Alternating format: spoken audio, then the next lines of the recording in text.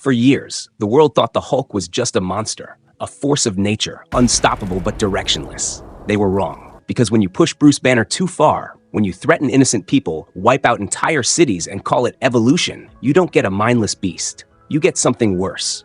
You get the Hulk with a purpose. And this time, he's not just here to break things. He's here to end a war. The Australian outback. Endless red sands, a land as ancient as time itself. Here, Bruce Banner had learned the ways of the Dreamtime, guided by the old ones. He had mastered their meditation, their stillness. They called him Two Minds, a man forever divided between rage and reason.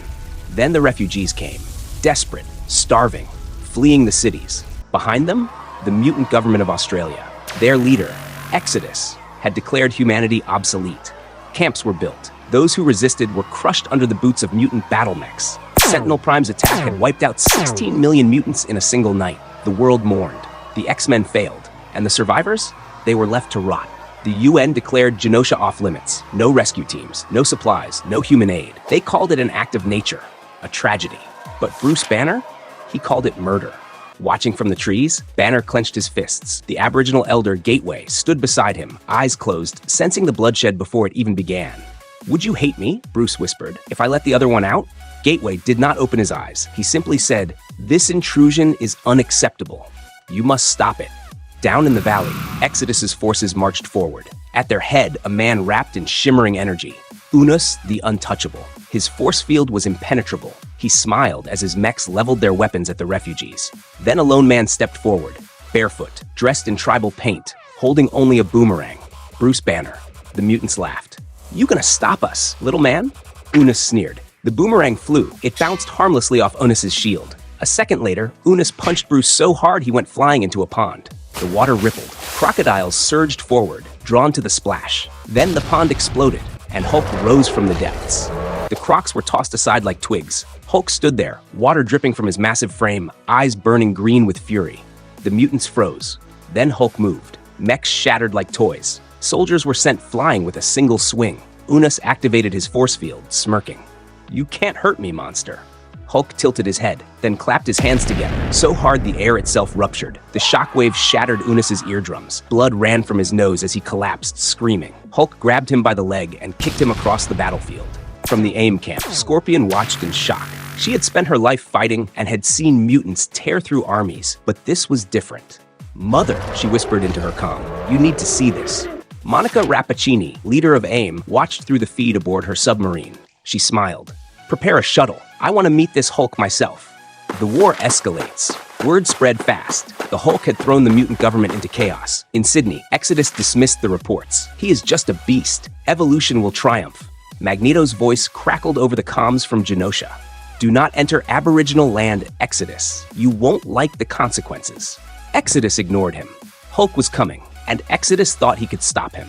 With the battle over, Monica and Scorpion introduced themselves to the Hulk. She tried to convince him to help stop the genocide of humanity, but the Hulk wasn't interested in their cause. They were interrupted by Aaron Isaacs, who told Monica that his son had been captured by the mutants. While Monica was distracted, the Hulk leaped away. Later, Bruce Banner meets with Gateway to tell him what has happened. Gateway told Bruce his suspicions. Something wasn't right. They were trapped in someone else's Dreamtime.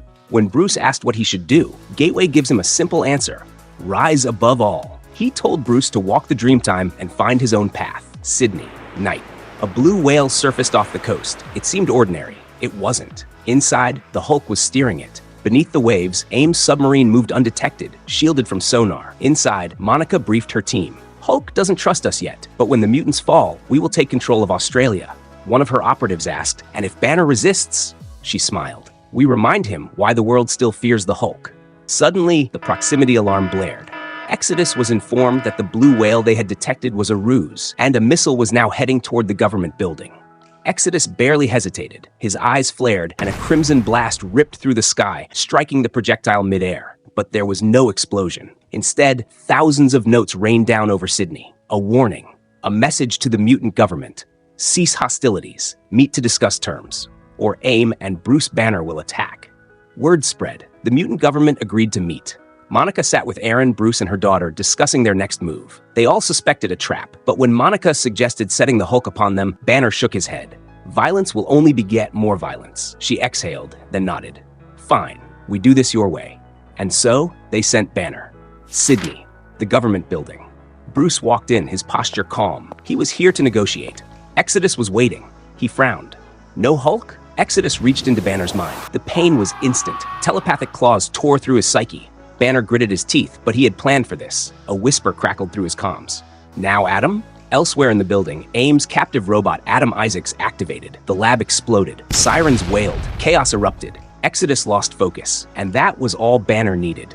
His skin burned green. His eyes flared. The Hulk was here. Exodus unleashed a psychic blast. Hulk didn't even blink. A massive green hand shot forward, gripping Exodus by the face. Then Hulk moved. A wall shattered. Then another, and another. Exodus was gone, sent hurtling through the ruins of Sydney's mutant stronghold. Mutant forces scrambled to rally. They failed. When the dust settled, the people gathered around the Hulk. A chant began. Hulk! Hulk! Hulk! Scorpion relayed the news back to AIM. The mutant government is gone. Australia belongs to Hulk and the humans again. On the surface, it seemed like victory, but in the shadows, AIM moved swiftly. A refugee named John was grabbed off the street by AIM soldiers. His girlfriend, watching from the harbor, whispered, "Hulk, please save us." In the morning, Bruce Banner awoke in a bed he didn't recognize. Beside him lay Monica Rappaccini. She traced a finger down his arm. "You're a leader now, Bruce, but leading means making hard choices." Bruce exhaled. He had won. But why did it feel like a trap? Because it was, and the war was just beginning.